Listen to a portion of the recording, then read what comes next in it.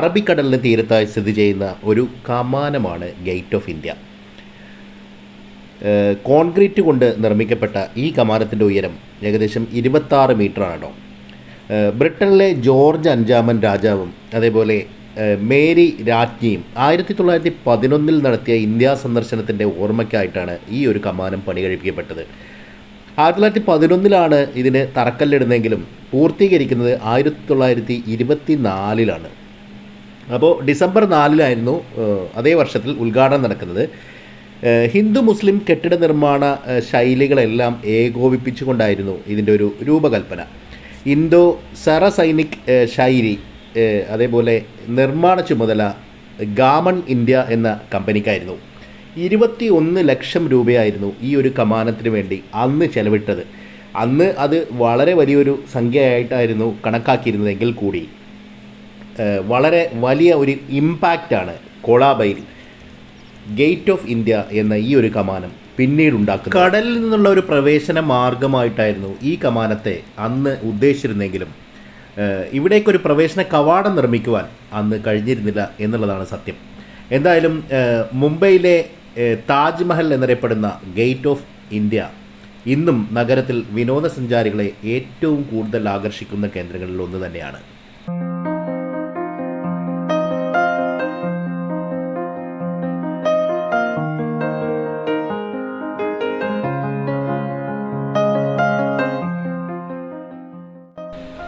ആ കാലത്ത് പ്രധാനപ്പെട്ട ഹോട്ടലായിരുന്നു വാട്സൺ ഹോട്ടൽ. പക്ഷേ അവിടെ വെള്ളക്കാർക്ക് മാത്രമേ പ്രവേശനം ഉണ്ടായിരുന്നുള്ളൂ എന്ന കാരണത്താലാണ് അവിടേക്ക് പ്രവേശനം നിഷേധിക്കപ്പെട്ട ഒരു തവണ ജംഷഡ്ജി ടാറ്റ അല്ലെങ്കിൽ ടാറ്റയുടെ സ്ഥാപക നേതാവ് അദ്ദേഹമാണ് ഈ ഒരു ഹോട്ടൽ താജ് ഹോട്ടൽ നിർമ്മിക്കുന്നത് കേട്ടോ. അപ്പോൾ പല ഘട്ടങ്ങളിലൂടെ കടന്നുപോയ താജ് ഹോട്ടൽ പിന്നീട് വളരെ വലിയ തരത്തിൽ അറിയപ്പെടുന്ന കൊളാബയുടെ മറ്റൊരു മുഖമുദ്രയാവുകയായിരുന്നു.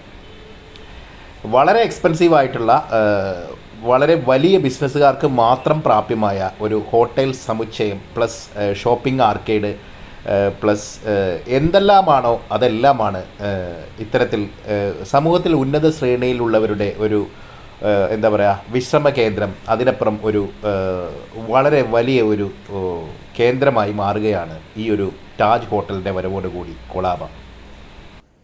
2008 നവംബർ 26 മുംബൈയെ പിടിച്ചു കുലുക്കിയ ആ ഒരു ഭീകരാക്രമണ പരമ്പര നടക്കുന്നത്.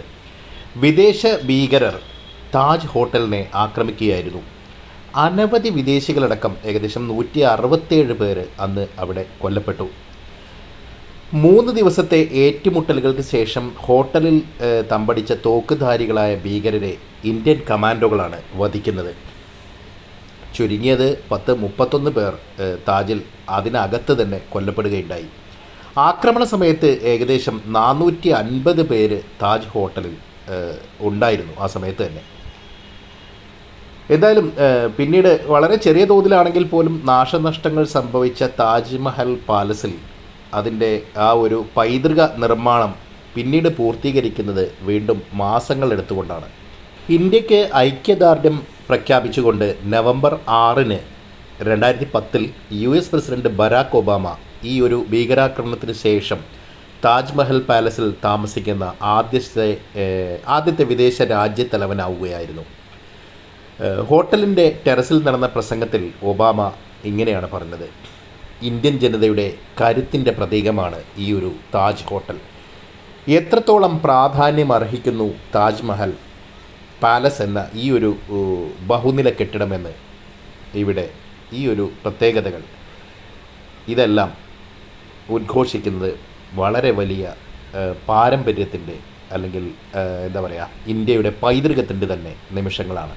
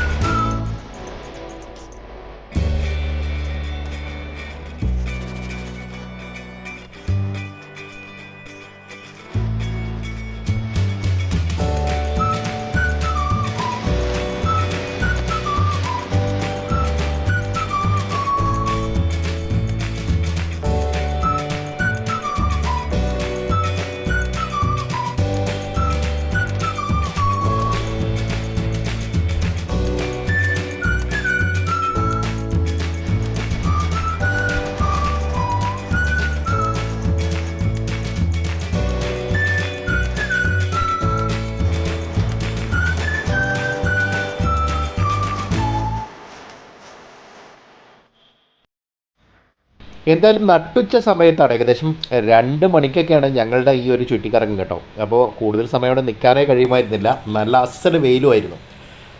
അപ്പോൾ കാഴ്ചകളൊക്കെ കണ്ട് ഞങ്ങളങ്ങനെ കുറച്ച് സമയം അവിടെ ചുറ്റിത്തിരിഞ്ഞു. താജിനകത്തേക്ക് കയറാൻ നമുക്ക് ടിക്കറ്റുകളൊക്കെ അവൈലബിൾ ആണ്.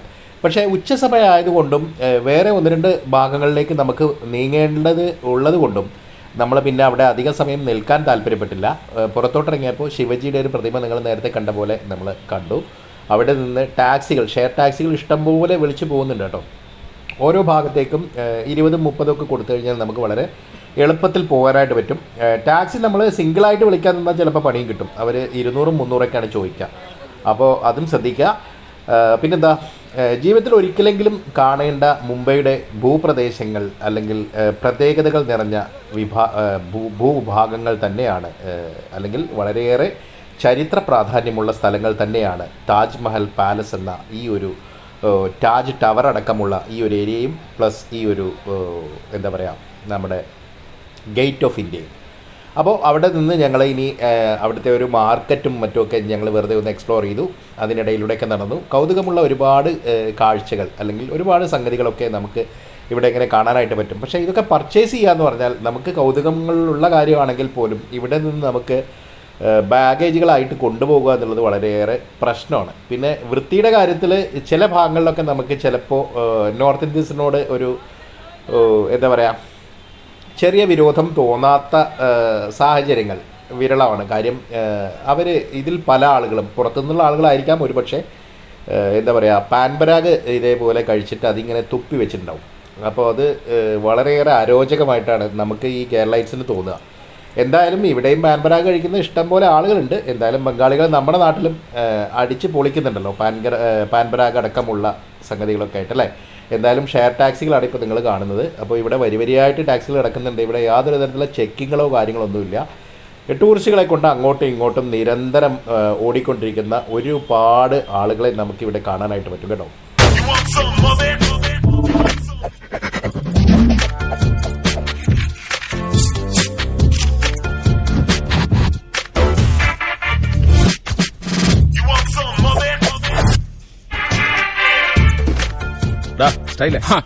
അശോകേട്ടനോ?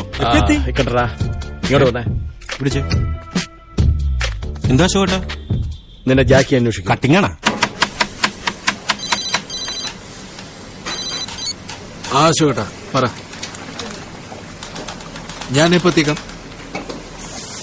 അസുര പെണ്ണ് കാണാൻ പോയിരിക്കാണല്ലോ.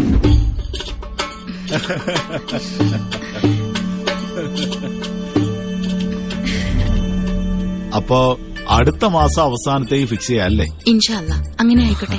ഇനി ഇവർക്ക് രണ്ടുപേർക്ക് എന്തെങ്കിലും സംസാരിക്കാനുണ്ടെങ്കിൽ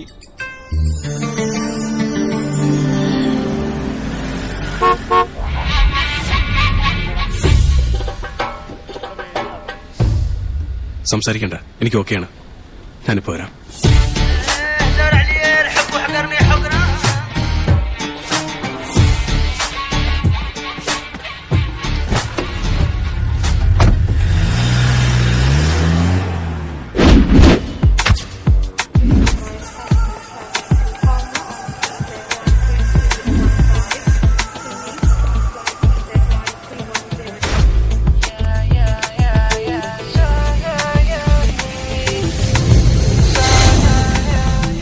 എന്തായാലും തിരക്ക് പിടിച്ച നമ്മുടെ മുംബൈ യാത്ര ഇവിടെ അവസാനിക്കണം കേട്ടോ. ഇനിയിപ്പോൾ തിരിച്ച് ലോകമാന്യ തിലകിലെത്തണം.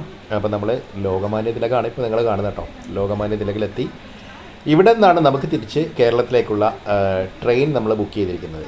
അപ്പോൾ ഒരു 3rd AC കമ്പാർട്ട്മെൻറ്റിലാണ് നമ്മുടെ യാത്ര. മറ്റ് ട്രെയിനുകൾ അവൈലബിൾ അല്ലാത്തത് കൊണ്ടാണ് നമ്മൾ ഈ ഒരു ട്രെയിൻ എടുക്കുന്നത്. കാര്യം ഓൾറെഡി 2 ദിവസം മുമ്പ് നമ്മളിത് ബുക്ക് ചെയ്യുമ്പോൾ മറ്റ് വണ്ടികളൊന്നും അവൈലബിൾ ആയിരുന്നില്ല. മണ്ഡലകാലമൊക്കെ പ്രമാണിച്ച് വളരെയേറെ തിരക്കുള്ളൊരു സമയമായിരുന്നല്ലോ. അപ്പോൾ അതുകൊണ്ട് തന്നെ നമുക്ക് ട്രെയിനുകൾ അവൈലബിലിറ്റി വളരെ കുറഞ്ഞ ഒരു സമയം കൂടെയാണ്. എന്തായാലും ഇവിടെ നിന്ന് നമുക്ക് 2 ദിവസം എടുക്കും. ഏകദേശം 38 മണിക്കൂർ എടുത്തിട്ട് വേണം നമുക്ക് മുംബൈയിൽ നിന്ന് തിരിച്ച് കേരളത്തിലോട്ട് എത്താൻ. അതും കോയമ്പത്തൂരിലോട്ടാണ്. അപ്പം നമ്മൾ വരുന്നത് മഹാരാഷ്ട്രയിൽ നിന്ന് ആന്ധ്രയിൽ നിന്ന് കർണാടകയിൽ നിന്ന് തമിഴ്നാട് കോയമ്പത്തൂർ വന്നിട്ട് കോയമ്പത്തൂരിൽ നിന്ന് നമ്മൾ ബസ് മാർഗം തിരിച്ച് കേരളത്തിലേക്ക് വരികയാണ് വേണ്ടത്. അപ്പോൾ എന്തായാലും ദീർഘമായ ഒരു യാത്രയാണ്. വിരസമായിരിക്കും, ഒന്നും ചെയ്യാനൊന്നുമില്ല. അപ്പോൾ ട്രെയിനിലിരുന്ന് കുറേയേറെ പാട്ടുകൾ കേട്ടു, കുറേയേറെ ഫിലിംസ് കണ്ടു. പിന്നെന്താ, അങ്ങനെ ദിവസങ്ങൾ എങ്ങനെ തള്ളി നീക്കണം ഇനിയിപ്പോൾ നമ്മൾ 2 ദിവസം. കാരണം ട്രെയിനിലാണെങ്കിൽ നല്ല അസൽ തണുപ്പുമാണ്. അപ്പോൾ അത് കാരണം അതിൻ്റെ ഒരു അലവസരം കൂടി ഉണ്ട്. എന്തായാലും ചെറിയ ഒരു തൊണ്ടവേദന പോലെയൊക്കെ തോന്നുന്നുണ്ട്. പക്ഷേ അങ്ങനെ ആ ഒരു ദിവസം കഴിഞ്ഞെങ്കിലും നേരം പുലർന്നോട് കൂടിയിട്ട് ഗ്രാമക്കാഴ്ചകളിലേക്കാണ്, ആന്ധ്രയിൽ നിന്നുള്ള വിശാലമായ പാടശേഖരങ്ങളുടെയും മറ്റും കാഴ്ചകളിലേക്കാണ് ആ ഒരു പുലരി ഉദിച്ചുയരുന്നത്. അപ്പോൾ നിങ്ങൾ കാണുന്ന പോലെ തന്നെ ഈ ഒരു മനോഹരമായ കാഴ്ചകളിലൂടെ നമ്മൾ അങ്ങനെ മുന്നോട്ട് പോയിക്കൊണ്ടേയിരിക്കുകയാണ്. എന്താ പറയുക, വളരെ വിശാലമായിട്ടുള്ള പാടശേഖരം, പലതരത്തിലുള്ള വിളകൾ, കരിമ്പ്, ഗോതമ്പ്, അതേപോലെ തന്നെ കടുക്, പിന്നെന്താ ഓറഞ്ച് പാടങ്ങൾ, ഇങ്ങനെ ഒരുപാട് കൃഷി രീതികൾ, കൃഷികളൊക്കെ നമുക്കിവിടെ കാണാനായിട്ട് പറ്റും. ഇഷ്ടംപോലെ ജലസ്രോതസ്സുകളുള്ളൊരു സംസ്ഥാനം കൂടിയാണല്ലോ മഹാരാഷ്ട്ര. അപ്പോൾ അതുകൊണ്ട് തന്നെ വൈവിധ്യമാർന്ന കൃഷി രീതികളെല്ലാം തന്നെ ഇവർ ഇവിടെ പരീക്ഷിക്കുന്നുണ്ടെന്നുള്ളത് തന്നെയാണ് കാര്യം. മനോഹരമായിട്ടുള്ള കാഴ്ചകൾ തന്നെ. പക്ഷേ ട്രെയിനിന് ചില സമയത്തൊക്കെ അല്പം എന്താ പറയുക, വേഗതയുള്ളത് ദൃശ്യങ്ങളെ ബാധിക്കുന്നുണ്ടായിരുന്നു. എന്തായാലും കുറേ ആളുകളൊക്കെ നമുക്ക് ഇവിടെ നിന്ന് പല സ്റ്റേഷനുകളായിട്ട് ഇറങ്ങി പോയിട്ടുണ്ട്. 3rd AC ആയതുകൊണ്ട് വലിയ കാര്യമായിട്ടുള്ള ഒരു തിരക്കൊന്നും നമുക്ക് ഫീൽ ചെയ്യുന്നില്ല കേട്ടോ. അപ്പോൾ എന്താ പറയുക, ദൃശ്യങ്ങളുടെ ഒരു ഭംഗി നമുക്ക് പലപ്പോഴും ഇവിടെ നിന്ന് ആസ്വദിക്കാനായിട്ടൊക്കെ പറ്റുന്നുണ്ട്. അതിനുവേണ്ടി മാത്രം നമ്മൾ എന്ത് ചെയ്യണം, ഈ ഒരു AC കമ്പാർട്ട്മെൻ്റ് ആയതുകൊണ്ട് തന്നെ വാതിലിൻ്റെ ഭാഗത്തേക്ക് പോയിട്ട് ചിത്രീകരിക്കേണ്ടതുണ്ട്. അല്ലാതെ നമുക്ക് വാതിലുകൾ തുറന്നിടാനാവില്ലല്ലോ, വിൻഡോകൾ തുറന്നിടാനാവില്ല. അപ്പോൾ അതുകൊണ്ട് തന്നെ ട്രെയിനിൻ്റെ വാതിലിൻ്റെ ഭാഗത്ത് പോയി നമ്മൾ ഷൂട്ട് ചെയ്യുന്ന ദൃശ്യങ്ങളാണ് ഇപ്പോൾ നിങ്ങൾ കണ്ടുകൊണ്ടിരിക്കുന്നത് കേട്ടോ. അപ്പോൾ കാഴ്ചകൾക്ക് ഒരു കുറവുമില്ല, ഒരു പഞ്ഞവും ഇല്ല. ഗ്രീനറി തന്നെയാണ് കേരളത്തെ പോലെ തന്നെ. പക്ഷേ മണ്ണിന് മാത്രം ഒരു ഇരുണ്ട നിറം എന്ന് പറയേണ്ടി വരും. എന്തായാലും ആ കാഴ്ചകളിലൂടെ ഞങ്ങളങ്ങനെ കുതിച്ച് പാഞ്ഞുകൊണ്ടിരുന്നു. കുതിച്ചു പായൽ പക്ഷേ ഒരു 40-45 കിലോമീറ്റർ ഉള്ളൂ എന്നുള്ളതാണ് കാര്യം. 1400 ചില്ലുവാനം കിലോമീറ്ററാണ് നമുക്ക് കേരളത്തിലേക്കുള്ളത്. പക്ഷേ ഈ കിലോമീറ്ററുകൾ ഏകദേശം 38ഓളം മണിക്കൂറുകൾ എടുത്തിട്ടാണ് കേരളത്തിലെത്തുന്നത് എന്നുള്ളത് തന്നെയാണ് ഒച്ചിൻ്റെ വേഗതയിൽ ഈ ഒരു ട്രെയിൻ ഓടുന്നു എന്നുള്ളത് നമുക്ക് മനസ്സിലാകുന്ന കാര്യം കേട്ടോ. അപ്പോൾ പിറകിൽ ഇതേപോലെ ചാരിയിരിക്കുന്നിടത്ത് എന്തോ ഒന്ന് കൊളുത്തി വലിക്കുന്നുണ്ടായിരുന്നു. നിങ്ങളിപ്പോൾ ഈ കണ്ട പോലെ തന്നെ ലഗേജ് തൂക്കിയിടാനോ മറ്റോ ഉള്ള സംഭവമാണത്. എന്തായാലും കൂടുതലൊന്നും നമുക്ക് ഇപ്പോൾ പറയാനുമില്ല. ശരിക്കും പറഞ്ഞാൽ 2 ദിവസത്തെ അല്ലെങ്കിൽ 2ാമത്തെ ദിവസത്തെ യാത്രയാണ് ഇപ്പോൾ നിങ്ങൾ കണ്ടുകൊണ്ടിരിക്കുന്നത്. ഏകദേശം യാത്രയുടെ അവസാന ഘട്ടങ്ങളിലേക്ക് നമ്മൾ എത്തിക്കൊണ്ടിരിക്കുകയാണ്. ആന്ധ്രയിലൂടെ തന്നെ നമ്മളൊരു പകല് മുഴുവൻ ഓടേണ്ടതുണ്ട് എന്നുള്ളതാണ് ഇതിൻ്റെ ഒരു ട്രാജഡി, ഈ ഒരു യാത്രയുടെ ട്രാജഡി. ശരിക്കും പറഞ്ഞാൽ നമുക്ക് കാഴ്ചകൾ കണ്ട്, അല്ലെങ്കിൽ ഈ ഒരു വഴിയുടെ കാഴ്ചകൾ കണ്ട് നമുക്ക് മടുപ്പായി പോകും, ആ കാര്യം സംശയമില്ല. അപ്പോൾ ഇനിയാണ് നമ്മൾ നമ്മുടെ എന്തിന് ഈ ഒരു യാത്ര എന്നുള്ള ആ ഒരു ചോദ്യത്തിലേക്ക് നമ്മൾ വരുന്നത് കേട്ടോ. അപ്പോൾ യഥാർത്ഥത്തിൽ ഇതൊരു ബിസിനസ് പർപ്പസ് യാത്രയായിരുന്നു. വളരെ തിരക്ക് പിടിച്ച യാത്ര. കാര്യം നമുക്ക് നാട്ടിൽ നിന്ന് മാറി നിൽക്കാൻ പറ്റാത്ത ചില സാഹചര്യങ്ങളുണ്ട്. അപ്പോൾ എന്നാൽ ഈ ഒരു ബിസിനസ് ട്രിപ്പ് നമുക്ക് മാറ്റി വെക്കാനും ആവുമായിരുന്നില്ല. എന്തായാലും പെർഫ്യൂം റിലേറ്റഡ് ആയിട്ടുള്ള കുറച്ച് സംഭവങ്ങൾ, ബോട്ടിലുകളും മറ്റും കണ്ടെത്തുക, പെർഫ്യൂംസിൻ്റെ എന്താ പറയുക ഇൻഗ്രീഡിയൻസ്, കോമ്പൗണ്ടുകൾ, ഇങ്ങനെയുള്ള കുറേ കാര്യങ്ങളെപ്പറ്റി പഠിക്കാൻ വേണ്ടി കൂടി തന്നെയാണ് നമ്മൾ മുംബൈയിലോട്ട് പോയത്. അപ്പോൾ ഇമ്പോർട്ട് ചെയ്ത് നമുക്ക് സാധനങ്ങൾ എത്തിച്ചു തരുന്ന ചില ഏജൻസികളെ നമ്മൾ അവിടെ പരിചയപ്പെട്ടു. ചില പഴയ പരിചയങ്ങളൊക്കെ നമ്മൾ പുതുക്കുകയുണ്ടായി. അപ്പോൾ തുടർച്ചയായിട്ട് നമുക്ക് ഇമ്പോർട്ട് ചെയ്തുകൊണ്ട് കോമ്പൗണ്ടുകൾ എത്തിച്ച് നൽകാമെന്ന് ചില ഏജൻസികളൊക്കെ സമ്മതിച്ചിട്ടുണ്ട്. പക്ഷേ തുടക്കത്തിൽ നമ്മൾ വളരെ ചെറിയ ഒരു ബിസിനസ്സായിട്ട് സ്റ്റാർട്ട് ചെയ്ത് മുന്നോട്ട് പോകാൻ തന്നെയാണ് നമ്മുടെ പരിപാടി. അപ്പോൾ പെർഫ്യൂമുകൾ ഉണ്ടാക്കുക കേട്ടോ. നിങ്ങൾ ഈ വീഡിയോ മുഴുവനായിട്ട് കാണുമ്പോൾ മാത്രമാണ് എൻ്റെ ബിസിനസ് പർപ്പസ് എന്താണെന്ന് നിങ്ങൾക്ക് മനസ്സിലാവുള്ളൂ. എന്തായാലും തീർച്ചയായിട്ടും വീഡിയോ ലൈക്ക് ചെയ്യാനും ഷെയർ ചെയ്യാനും മറക്കരുത് കേട്ടോ. അപ്പോൾ പെർഫ്യൂം റിലേറ്റഡ് ആയിട്ടുള്ള വീഡിയോസ് നിങ്ങൾക്ക് താല്പര്യമുണ്ടെങ്കിൽ പെർഫ്യൂം മേക്കിങ്ങിനെ കുറിച്ചൊക്കെ എനിക്കറിയാവുന്ന കാര്യങ്ങൾ പറഞ്ഞു തരാൻ എനിക്ക് സന്തോഷമേ ഉള്ളൂ. അപ്പോൾ അത്തരം കാര്യങ്ങൾ കമൻ്റായിട്ട് ചെയ്യുകയാണെങ്കിൽ ഞാൻ അത്തരം വീഡിയോകൾ ചെയ്യാനായിട്ട് ശ്രമിക്കാം. ഞാൻ ഓൾറെഡി പെർഫ്യൂംസ് ക്രിയേറ്റ് ചെയ്യുന്നുണ്ട്. ഇപ്പോൾ പെർഫ്യൂംസ് എന്ന് പറയുമ്പോൾ നമ്മൾ സാധാരണ നിങ്ങൾ കാണുന്ന റോൾ ഓൺസ് അല്ല, ഓയിലുകളല്ല, ഓയിലുകൾ ഉപയോഗിച്ച്, ഓയിൽ കോമ്പൗണ്ടുകൾ ഉപയോഗിച്ച് perfume 100 milli, 50 milli, other millis 10 milli മുതലൊക്കെ നമ്മൾ പെർഫ്യൂംസ് ചെയ്യുന്നുണ്ട് കേട്ടോ. അപ്പോൾ അത്തരം വീഡിയോസുമായിട്ട് നമ്മൾ ഉടനെ ഈ ചാനലിൽ തന്നെ നിങ്ങൾക്ക് കാണാനായിട്ട് പറ്റും. പിന്നെ ഷോർട്ട് വീഡിയോസ്, ഇതേപോലെ പെർഫ്യൂംസിൻ്റെ ഷോർട്ട് വീഡിയോസുമായിട്ടും നമ്മൾ വീഡിയോ ചെയ്യുന്നുണ്ട്. അപ്പോൾ വളരെ വലിയൊരു നദി ആന്ധ്രയിൽ നിന്ന് നമുക്ക് കാണാനായി. ഇപ്പോൾ നിങ്ങൾ നേരത്തെ ആ ദൃശ്യങ്ങൾ കണ്ടതുപോലെ കേട്ടോ. ഞാനിങ്ങനെ സംസാരിച്ച് വന്നുകൊണ്ടാണ് മാറിപ്പോയത്.